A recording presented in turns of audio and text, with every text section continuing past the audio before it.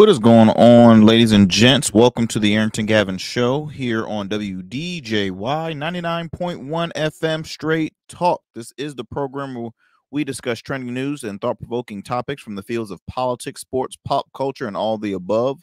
Thank you for listening in and tuning in to a special edition of the Arrington Gavin Show. I'm actually pre-recording this episode, guys. And by the time this episode will come out, more news will occur. This episode today is breaking news. Mainly, it is breaking news. It has just been announced by Joseph R. Biden Jr. himself, aka President Joe Biden. He announced that he is dropping out. He is dropping out of the 2024 presidential race. That is right, folks. It is not a joke. This is pure facts. He has put out a letter on X, formerly known as Twitter, and I'll read that just in a second. But this has been an ongoing thing for quite some time. Before I move forward, always I got to open up the program by thanking those who continue to support, tune in to the Arrington Gavin Show. Do me a favor, follow us on our Instagram page, the Arrington Gavin Show, as well as on our YouTube channel, R Smooth Club Media, the letter R, and then Smooth Club Media. Also on our Rumble channel, at the Arrington Gavin Show. And you can follow me on Instagram as well as Arrington Gavin, my personal, but mainly the show. I want to thank you so much for your countless support. For those who are new to this program, again, we are here to have great conversation, opinionated conversation, but upfront, fun, informative talk. Want to thank those who follow us. You can listen to this program not only on WDJY 99.1 FM. You can listen to it online at WDJYFM.com, as well as all podcasts and digital streaming platforms. Okay, all digital and streaming platforms. As I had mentioned earlier in the program, this is a special edition of the Arrington Gavin Show because this just in that current President Joe Biden has announced that he is dropping out of the race for he was seeking re-election for president of the United States, and he has dropped out of the race, already endorsing current Vice President Kamala Harris. Now, in a letter on his X, formerly known as Twitter, it says here, "My fellow Americans, over the past 3.5 years, we have made great progress as a nation. Today, America has the strongest economy in the world. We've made historic investments in rebuilding our nation, in lowering prescription drug costs for seniors, and expanding affordable health care to a record number of Americans.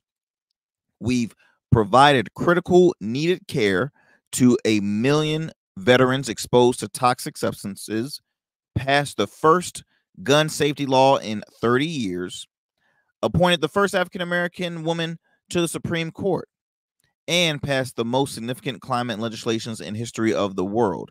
America has never been better positioned to lead than we are today. I know none of this could have been done without you, the American people. Together we overcame, and once give me 1 second.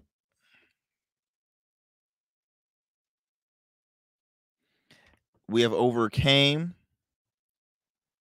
and I'm losing my thought. I'll lose my place. Overcame an once in a century pandemic and the worst economy crisis since the Great Depression. We've protected and preserved our democracy, and we've revitalized and strengthened our alliances around the world. It has been the greatest honor of my life to serve as your president. And while it has been my intention to seek re-election, I believe it is the best interest of my party and the country for me to stand down and to focus solely on fulfilling my duties as president for the remainder of my term. I will speak to the nation later this week in more detail about my decision. For now, let me express my deepest gratitude to all of those who have worked so hard to see me reelected. I want to thank Vice President Kamala Harris for being an extraordinary partner in all this work. And let me express my heartfelt appreciation to the American people for the faith and the trust you have placed in me. I believe today what I always have, that there is nothing America can't do when we do it together. We just have to remember we are the United States of America. So that right there, ladies and gents, and y'all can for those who are on X, formerly known as Twitter, you can go on there and read that for yourself. That's what I feel like is a relief for a lot of Democrats in leadership, a lot of Democratic voters out there. As myself being an undecided voter, this is news where I'm excited that he's dropping out, but I'm still a little pissed the fact on the timing. You have approximately, I want to say 4 months, maybe less than 4 months until election day. Okay. Now, August 19th through the 22nd, I believe, will be the Democratic convention, the Democratic National Convention. So by then they have to get their, all their ducks in a row, or everything needs to be finalized within that time frame. From the get-go, from the beginning, we have said, we meaning voters who are not in support of the Republican nominee in Donald Trump, you should have some primaries so you can get more options, because hey, the Republican Party did it. They had primaries. They had almost 8 candidates running on the Republican ticket. Obviously there was one that was not participating in the debates because, hey, why ruin all the fame? They already knew he was going to be the next candidate.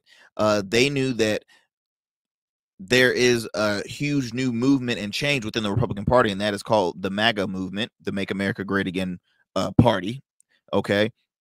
So he didn't participate in any debates. Now, on the Democratic side, they never had any primaries. They had candidates. They had a lot of candidates. They had Dean Phillips, congressman out of Minnesota. They had Marianne Williamson, author, entrepreneur, progressive, more of a progressive candidate. She has been a previous presidential candidate in the past. You initially had Robert F. Kennedy Jr. until he then went on to run as an independent. And then you also had founder of the Young Turks, Cenk Uygur, who also was running for president of the United States under the Democratic ticket. So there have been folks who has said, hey, look, I'll make that bid. No disrespect to Biden, but let's move the torch to somebody else, because we just don't see it being more reliable. We don't see you being a very old individual. Cognitive wise, it's looking like it's declining. And if you're trying to win against Trump, you need to have somebody new. Now, a lot of people are saying, well, he beat him once. Why not beat him again? Why not try to beat him again? Here's the thing. You're starting to be you can never be too overconfident when it comes to politics, because the fact of the matter is, people on both sides are very irritated when it comes to politics and people in leadership. There is a lot at stake this year. You have women's reproductive rights. You have the border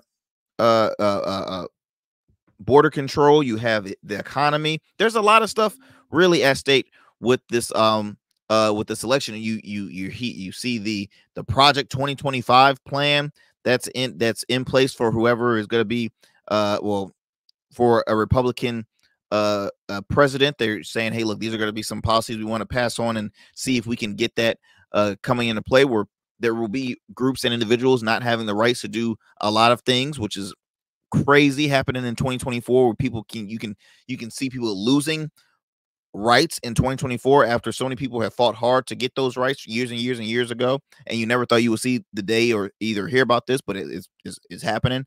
A lot has been occurring really with this whole election cycle. It's like a NASCAR race. It's going circling, circling, circling up, and then you might hit a wall, or one might crash, one might start leading ahead, vice versa. And I will be on a program the next day talking more about this. But in all honesty, I'm happy. I want to thank President Biden for his service. He has been in office for about 50 years, maybe over 50 years. He's currently recovering from COVID. So again, health is a huge factor. The other thing is, while I'm irritated again on the timing. You had so many chances, Democrats, I'm speaking with you, to bring on other candidates, other options. But you said, hey, look, we're standing with Biden. He's not going anywhere. And he said many, many times, no, I'm not going anywhere. I was about to say anywhere. I'm not going anywhere. And Democrats was extremely worried. Well, let me backtrack. They were riding with Biden until the first debate. The first debate, which Biden and the Biden-Harris administration had said, hey, look, let's have a debate with Trump. He's blowing all this hot smoke. All he does is rallies, talk what people want to hear. He doesn't speak policy. He repeats a lot of the same stuff. He talks for a long time, and it's nonsense. So let's do a debate. We got this in the bag, and let's do it with some stipulations. Let's do it with some rules. Let's mute the mics after a certain amount of time after we speak our time limit. Let's mute the mics and whatnot. So all that stuff was in play, and guess what? Biden still bombed that debate. Why? Because physically, he didn't look like he was all there. Okay, there was moments where they had it at like a split cam, and you just saw either you saw Trump talking and Biden with this blank look, and then when it was time for Biden to talk, he was answering the questions, but he was really having difficulties getting those questions out. It did not look good, and it made a lot of people nervous, especially voters and Democrats in higher positions, and so they were like, "Ooh, I don't know about this, man." And that's what, and because of that one debate, they were like, "Okay, we got to really plan this out, because are we sure we want to rely on our current president Joe Biden, 81 years old, who is shown cognitive issues throughout his time as a president? Should we rely on him? Should we move forward towards him?" And at first, a lot of people were saying, yes, we're standing with the president. We got this in the bag because, hey, he's going against a convicted felon. He's going against an evil individual, this and the other. To me, that's nonsense, guys, because you can never, don't ever underestimate your opponent. At the end of the day, this man has served as president before. I'm talking about Trump now. He has served as president before. He came extremely close to winning again, but he did lose. But those millions of people still stand by Trump. A lot of people vote for Trump not based on his actual character. So for those who just said, oh, he's just an evil man, well, guess what? People that think he's an evil man, they're still voting for him, because you know why? They fill up their pockets. He's good financially for the country. But let's be honest, people. Is it going to be just money over morals now? Because I'll be honest, I had some good years under financially, under Republican presidents, that being Trump included. But to me, a lot of chaos comes with and a baggage comes with President Trump. Okay, he is a unapologetic individual where he's always right. He can never say any 2 to 3 words nice about an individual. He's always insulting people. He is it's all about him. It's always about him. And I cannot. I mean, when you have people like Alex Jones, who are, people who are close with you, Steve Bannon, Marjorie Taylor Greene, Matt Gay. I mean, come on. This is you, huh? What? Are you kidding me? It's always insults, insults, insults. I can't take it. And it kills me the fact that there's so many people that are backing him and endorsing him, like Nikki Haley, who he has insulted many a times, like a Marco Rubio, a Ted Cruz. Everybody that he's insulted are now kissing his butt. And it's that's politics, in all honesty. That's politics, y'all. But it's really, really old. It's annoying. And again, I'm just speaking for myself. I have friends, close friends. I even have people I consider family that are, Trump supporters that are going to vote for him. That is fine. You have the right to vote for who you want to vote for. I'm just giving you how I feel. But again, I don't make this program unbiased. I welcome people from all sides of the aisle, because best believes I'm not happy with the Democrats. That's why I'm an independent. They have done stuff that has really pissed me off. And again, this is kind of one of them. You've extended this campaign to this one person. Now you're scrambling saying, "Oh, who we got now." As I move forward, I want to kind of just give a little bit of more background on current President Joe Biden. So as I mentioned before, he has been in office since he has been a politician. I'll say that he has been a politician since okay, when he was elected to be a state senator in Delaware. That was in 1973. 1973. Since then, he has been in office on a higher level. Now he's been, I'm trying to see, before that, let's see. Okay, he was an attorney. Was he? Did he serve? Okay, yes, he served on city council. That was also in the 70s. I mean, this man has been a servant, yes, since the 70s. Since the 70s. That's, I tell you. And it was funny too. A lot of people that were supporting him at the time, or just backing up saying he's perfectly fine, was guys like, Congressman James Clyburn, who I'm a huge fan of, by the way. But Congressman James Clyburn just turned 84. Congresswoman Maxine Waters is 84 or 85 years old.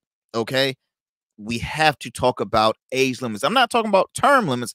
I'm talking about age limits. Look, this is not to offend people, older than 70, and you are sharp. I'm not saying that, but I would say when you hit 74, now I'm being nice now, because I used to say, hey, look, when you hit 70, you need to start looking for a replacement. You can, because 70, you can still, you're sharp. You can still be involved in politics, but why hold that power when you have so many young individuals that are really passionate and wanting to pursue office and with bright new ideas? It's a lot going on, y'all. It's a lot. I'm still, like I said, this just went down. This just happened. I'm trying to gather up all my notes here as we're speaking. So yes, President Biden drops out. He's already endorsed Vice President Kamala Harris, who has yet to, and by the time this is episode comes out, she might have a VP pick by then. She might not. I just want to keep let you guys know.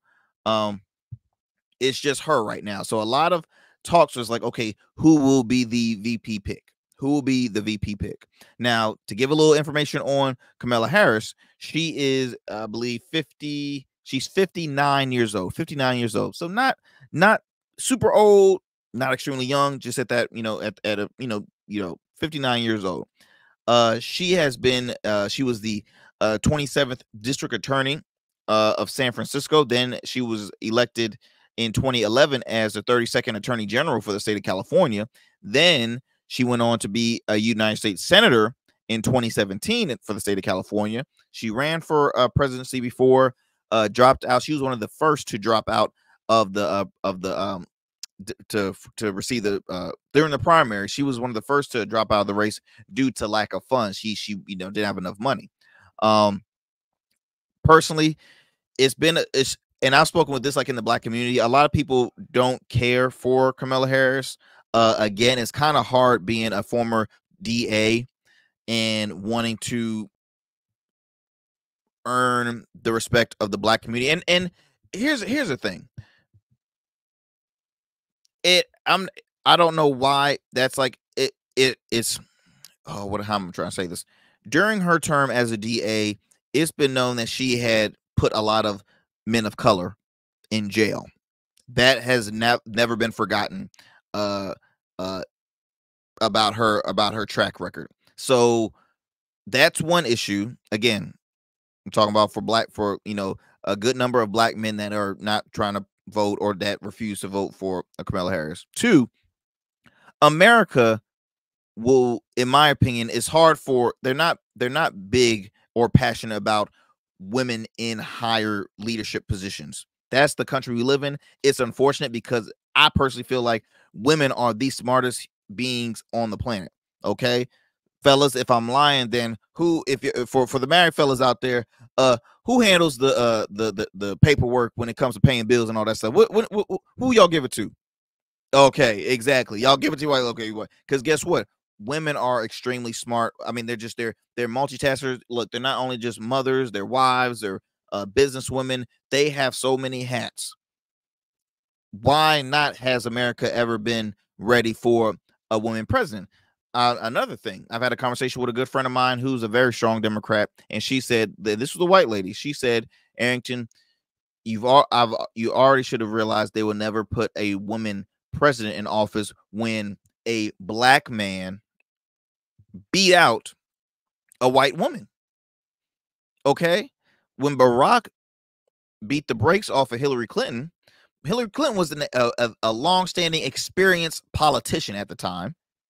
Obama was a rookie state senator, or he was still very unknown, but he was a state senator, not a U.S. senator. He was a state senator.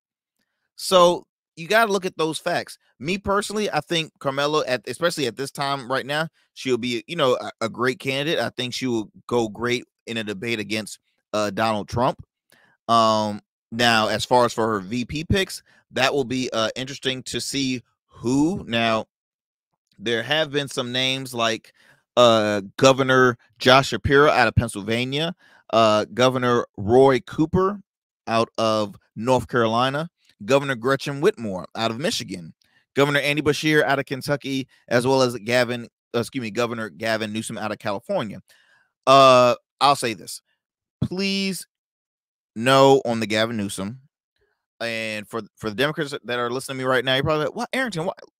This is my California has a lot of issues right now. Okay. I've already spoken before on this program of how, what I think about California. Like I said, beautiful state.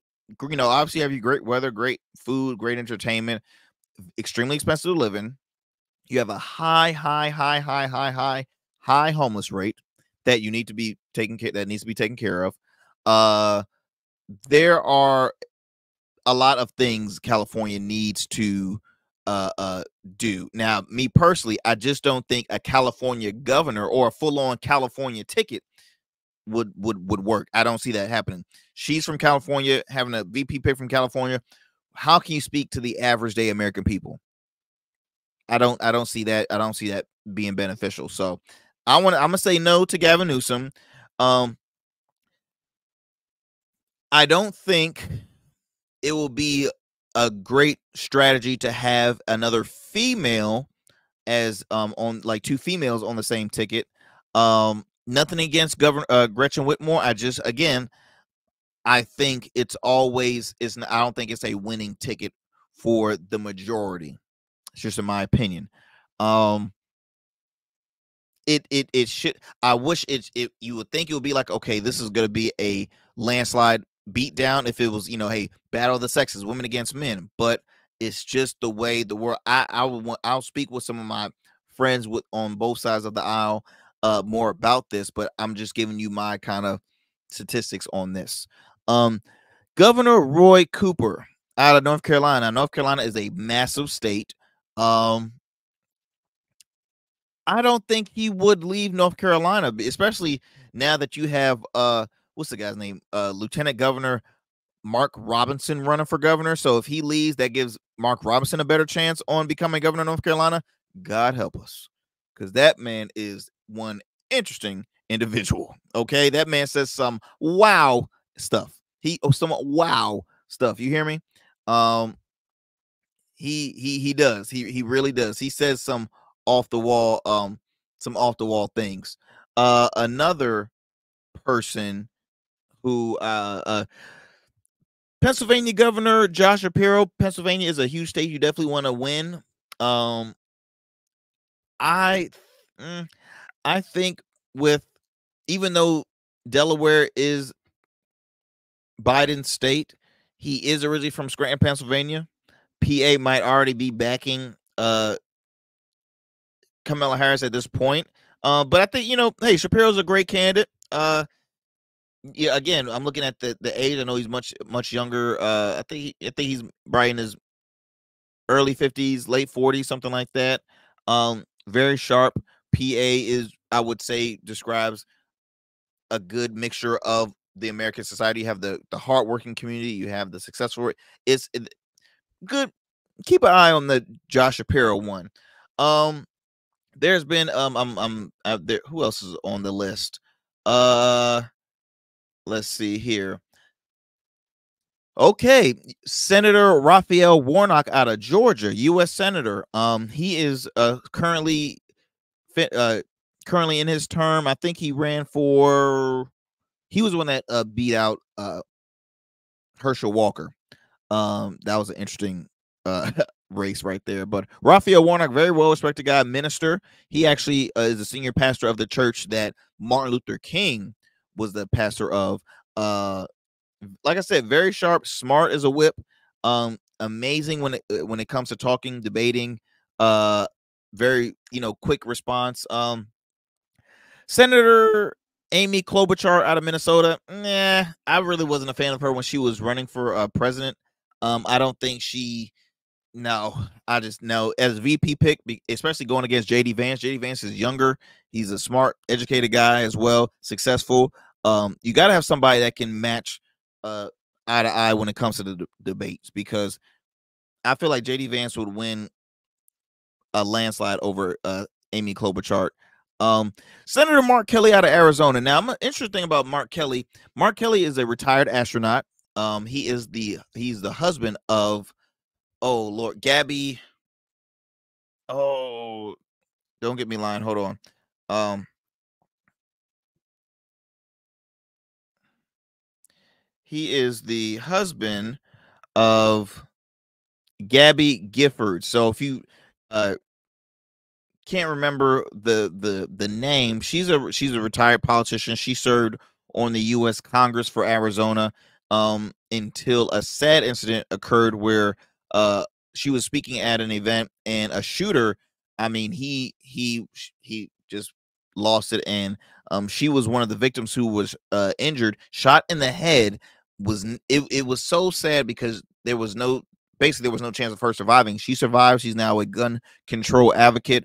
I'm a huge fan. She's recovered. She's speaking, doing events nonstop. And she's awesome. She's a rock star. Mark Kelly, again, former astronaut, former United States Navy captain, who has been the junior United States senator for Arizona since 2020. He knows his stuff. Former independent. He's been an independent since 2018. And then he went on to the Democratic ticket. I think that would be a great pick. As well as another one who I think would be a curveball for the election, Pete Buttigieg. Okay, Pete Buttigieg is a transportation secretary. He ran for office as well. He was a former city mayor, then became a huge sensation in the presidential race. Young guy. He is openly gay. He is, he's married. At the time, it was big news because if he would have, was elected for president, it would have been the first openly gay president. I think he is, for one, he is he is quick with the responses. If you talk to him, he's always on like Fox News. He's not scared to go on outlets on the opposing side. He backs his information. Like I said, he's very sharp. But you have to look at this. I take it just like the way I mentioned about having a full female ticket. America is sad to say, but they're not always going to be on board for having a female person in leadership. Likewise, an openly gay man. To me, I think it will be a ballpark win for them. It will be a great ticket. Harris and Buttigieg. That to me right now is number one. I think number two would probably be Josh Shapiro, governor out of Pennsylvania. Number three will be Senator Mark Kelly out of Arizona, and then number four will probably be Senator Warnock out of Georgia. Those are my four options. I think will be a great ticket. I think that would be a great option if they're looking to see, okay, who can we elect, who can we bring on the ticket with Kamala Harris. That in my mind will be a great let me put this right here. I'm over here jotting down my notes as we're speaking, because like I said, I'm going on another program tomorrow speaking more about this, but it will be interesting. It will be interesting. And we will see. Okay, so I'm over here rambling. Let me go ahead. We're gonna do a quick commercial break. When we come back, I'll have more. This is a special edition of the Arrington Gavin Show. As I mentioned in the beginning of the program, if you're just now listening or tuning into the program, I've mentioned that current President Joe Biden has announced that he is dropping out of the 2024 presidential race. He's already endorsed Vice President Kamala Harris. So right now she is the number one candidate. There could be more coming in the future, but right now she is the number one person. There has not been said yet about a VP pick for with Kamala. The Democratic National Convention will be happening August 19th through the 22nd. So they basically have very, very soon, very soon until that period. So what's going to happen? We're going to do a quick commercial break. We'll have more here on the Arrington Gavin Show here on WDJY 99.1 FM and all the digital and streaming airwaves. So don't go anywhere, my friends. We'll be back with more here on the Arrington Gavin Show. Become a man of distinction with Rugged Evolution Beard Care. Order our scented beard oils and beard balms to help you maintain and grow the perfect beard. Order today. Try our men's care products like the full body exfoliating cleansing bars, body wash, smooth stash, and more. Log on to our website or download our app to place your orders. Rugged Evolution Beard Care. We're your luxury but affordable men's care line. And remember, rugged is the new smooth.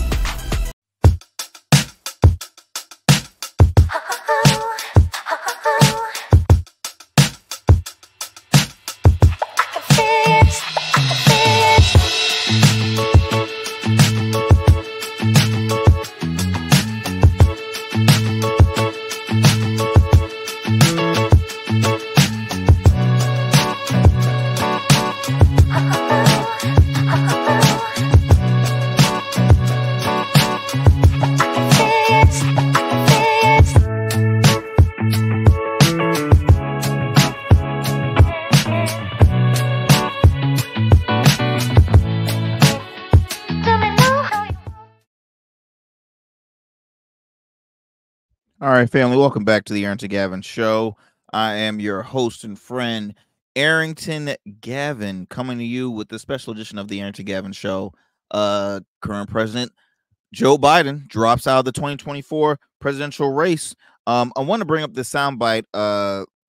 NBC News, I believe, had spoken with President Joe Biden's brother, Frank, about this response. And so I wanted to play this for you, and then after that, I would speak on more on the process now that will have to occur for the Democrats now that Biden has dropped out. So let me find this soundbite for you real quick.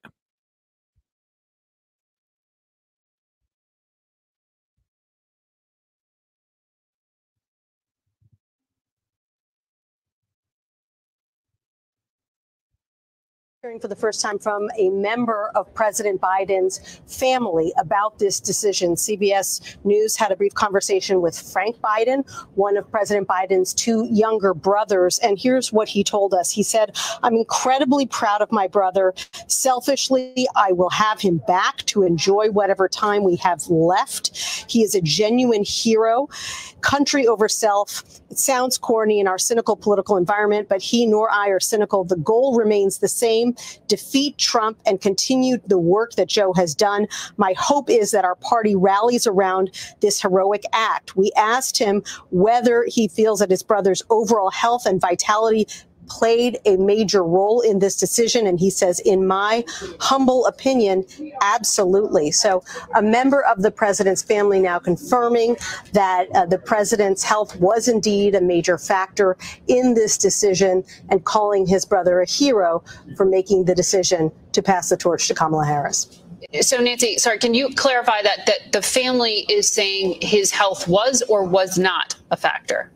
He's saying that in his humble opinion, yes, the president's health and vitality played a considerable role in his decision. It's important to note, Frank Biden is not speaking for the family writ large. This was simply a conversation between CBS News and Frank Biden.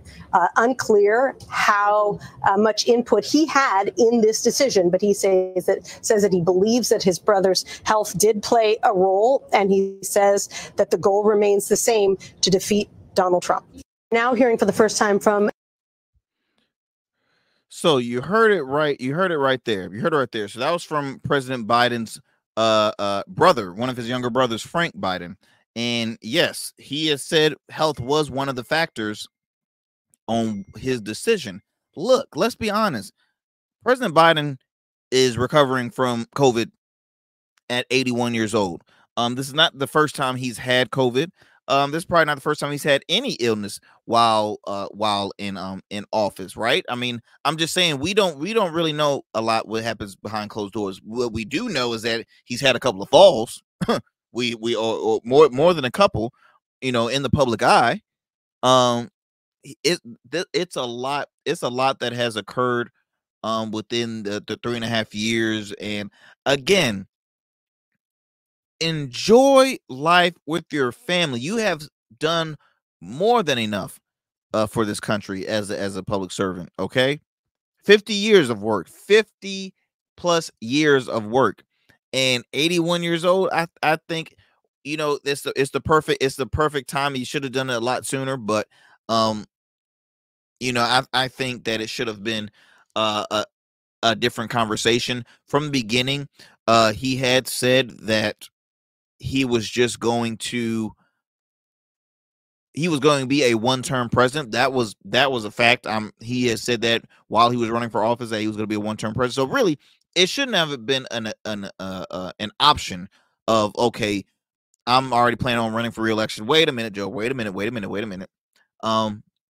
I think at the time when he was running for president, I personally thought that there were other great candidates besides him. I just think too that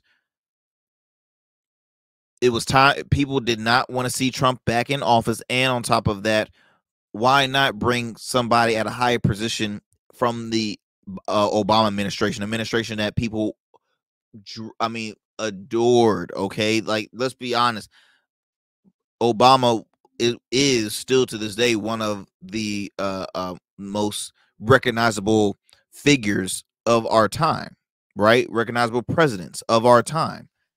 And the fact of the matter is, you're second in command from President Obama. So people are like, oh, all those Obama voters said we're riding with Biden. We're riding with Biden. So it was a lot. It was a lot. So as I mentioned before, now that President Joe Biden has dropped out, okay, what's there to expect? How's the process going to be looking like heading to the next the next convention, which will be the Democratic National Convention. It says here, okay, pre-convention pledged delegates are released. Also, a candidate needs signatures from at least 300 delegates to appear on the convention ballot. As I mentioned earlier, August 19th through the 22nd will be the Democratic National Convention. Late August through September will be state finalize. Finalize their ballots, and then obviously November 5th will be the election day. A lot of stuff to plan, a lot of stuff to prep. I don't know if y'all saw or watched the Republican National Convention. I've watched quite a number of days. I didn't watch, I watched a lot of hours. I'll just say that. I watched a lot of hours, and boy, was it hard to watch. It was hard to watch, man. I mean, hey, look, they are excited. For one, I was expecting a huge turnout. I was expecting a lot of very hyped up fans because, again, your candidate just survived an assassination attempt. So you already knew it was going to be lights, camera, actions galore. You had people like WWE Hall of Famer, wrestling legend Hulk Hogan do his let me tell you something, brother, ripping the shirt off with the Trump and JD Vance on the shirt. I mean, I think on day one, Trump had announced that JD Vance was going to be his running mate, which again added more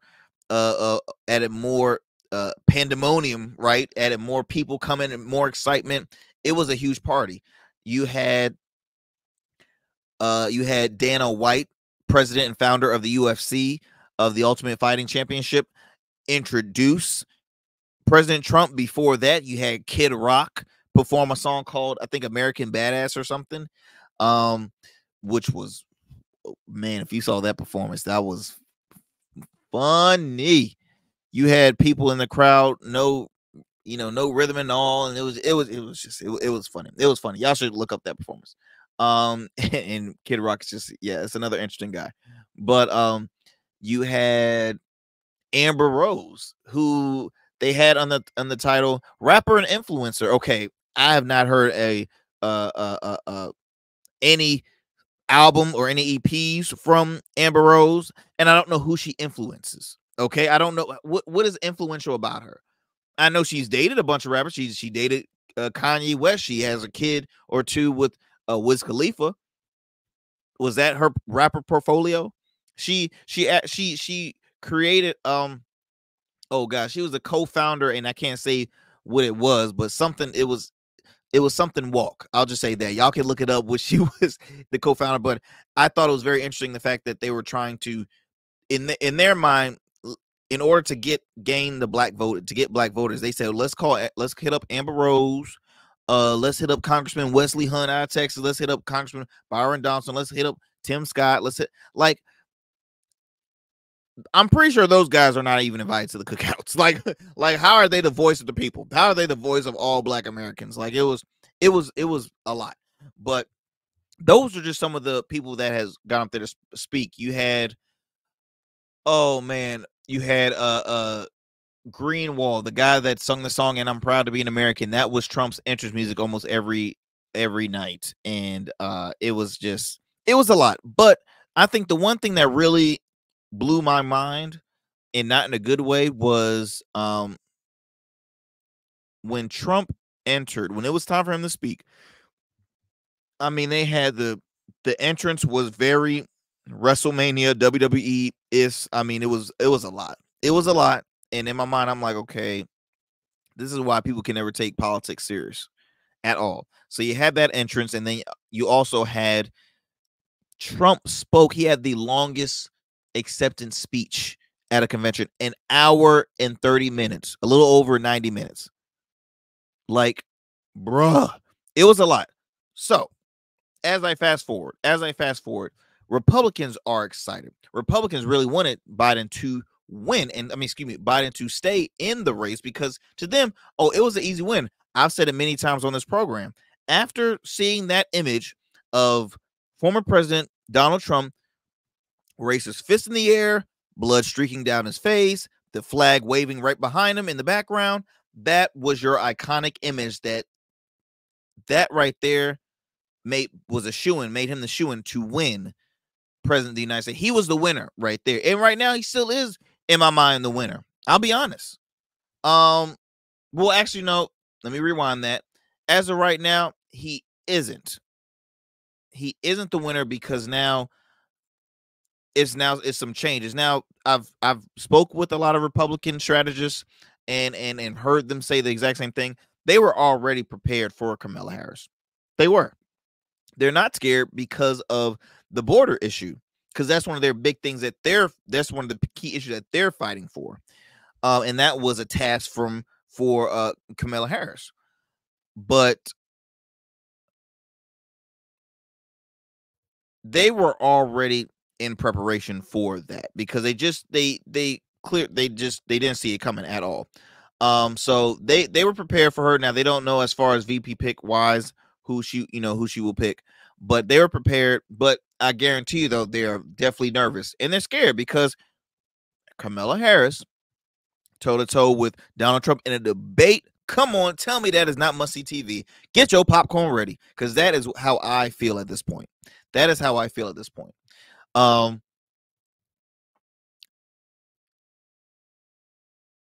If it was gonna be a Biden-Harris ticket, again, your winner. Okay, your winner, former President Donald Trump. That easy as pie. Now, until we see who this VP pick will be, it will be interesting. I will continue to follow up with it on my socials at the Arrington Gavin Show. Please DM, follow us, leave a comment. Please give us your thoughts on this election cycle in this presidential race, because again, 4 months, less than 4 months until election day, and so much stuff has occurred. If you're now tuning in, or if you are if you're just now tuning into the Arrington Gavin Show, again, y'all, I'm your guy Arrington Gavin. This is a special edition of the Arrington Gavin Show here on WDJY 99.1 FM Straight Talk, as well as WDJYFM.com. President Biden has announced that he is dropping out of the 2024 presidential race. Here, guys, we have Van Jones, CNN political commentator. He used to be work under the Obama administration. Give his thoughts about the news and his he got quite emotional, which he's very known for. He's very known to get emotional from time to time, to the point where be like, bro, why are you crying? Why are you crying? Like, it's always why so sensitive. But let me bring up this soundbite for what he had to say about his response on hearing the news of President Joe Biden dropping out the race.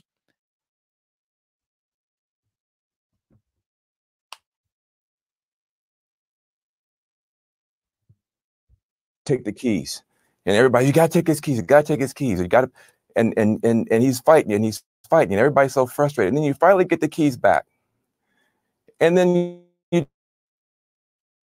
just cry, because this is somebody that you love. This is somebody that you care about. This is somebody who was there for you. This is somebody you wouldn't, and you have to take something from him. If you're a young person watching this, this is leadership. This is patriotism. This is what it means to put the country first, and put the party first, and put the cause first.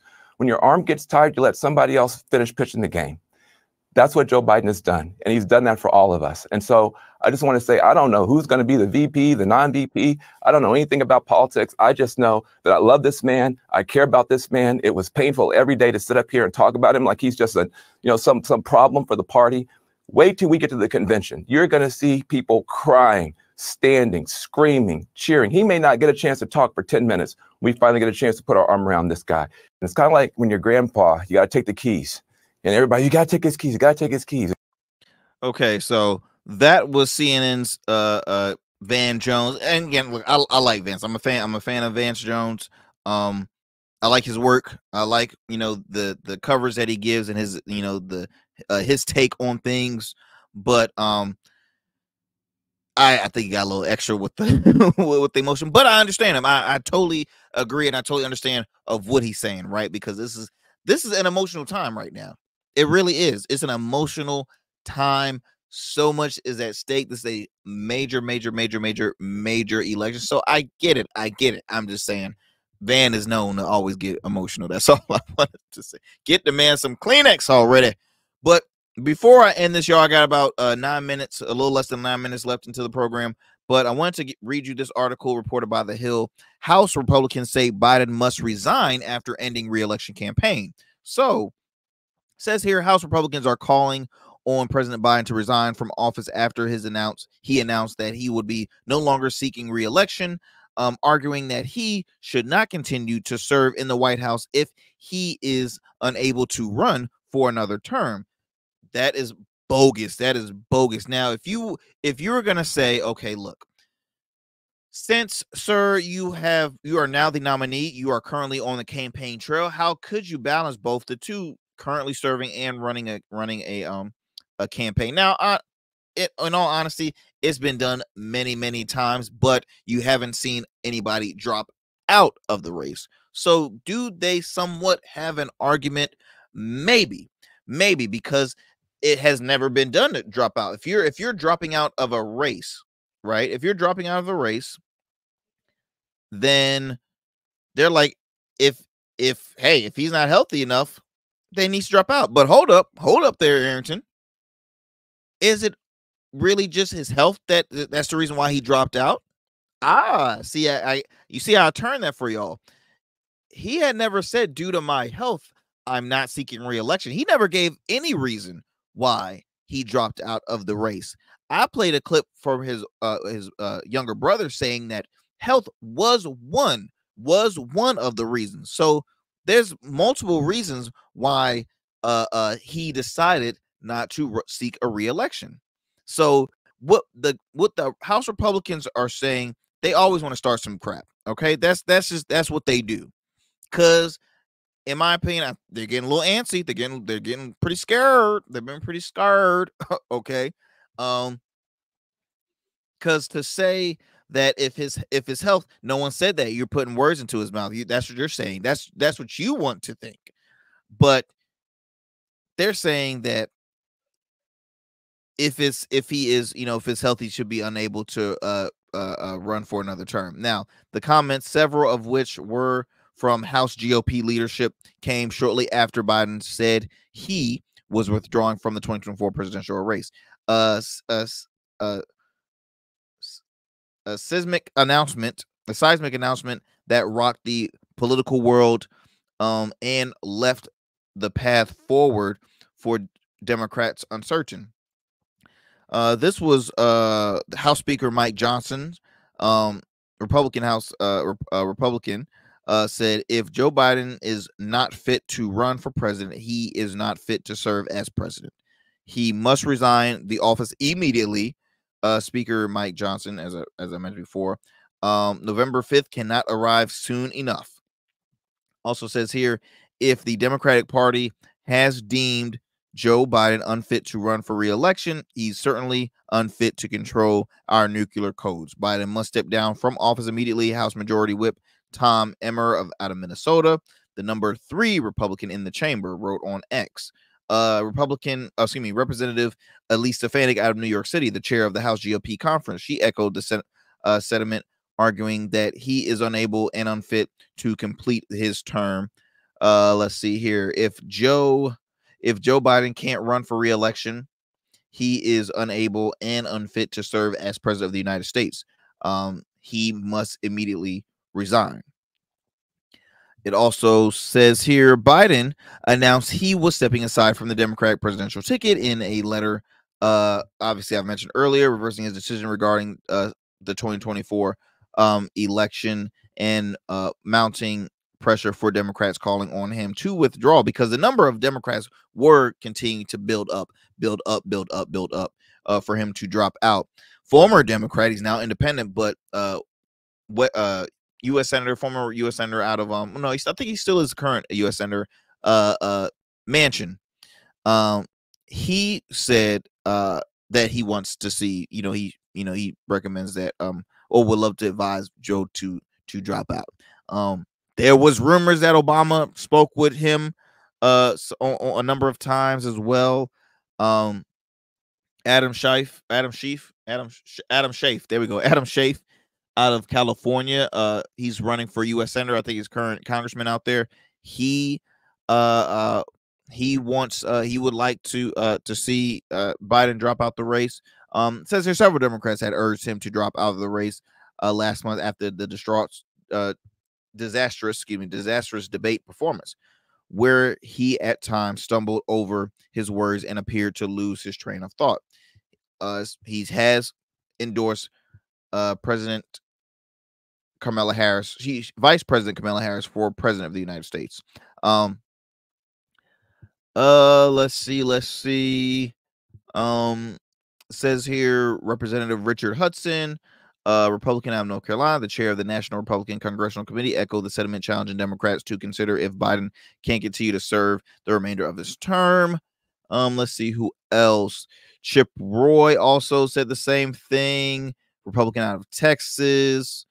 Any newbies? Okay, Senator Steve Daines out of Montana also said the same thing. So you see a lot of Republicans now, guys, wanting to see Biden fully out. They just want him gone. They want him out of politics. They Republicans, y'all ask for too much. Just y'all keep an eye on your boy before he says the wrong thing and really messes y'all up, because hey, look, now it's a race.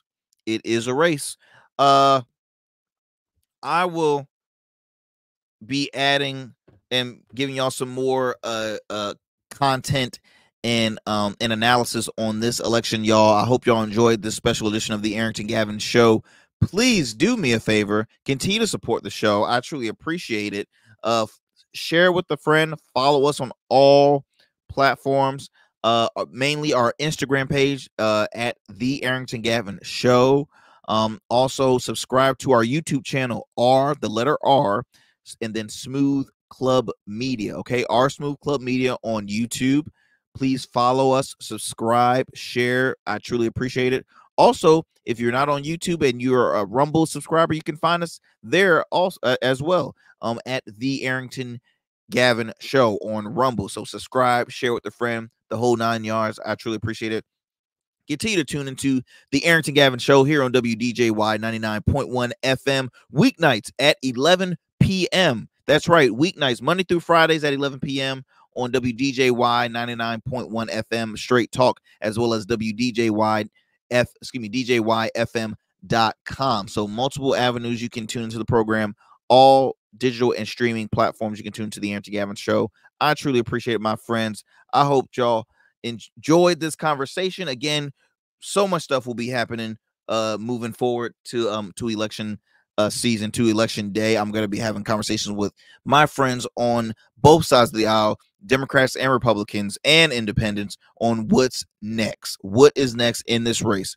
As I've mentioned before, guys, about to head on out. But again, if you haven't heard, President Joe Biden has dropped out of the presidential race, endorsing Vice President Kamala Harris, who will be her VP pick. We will see.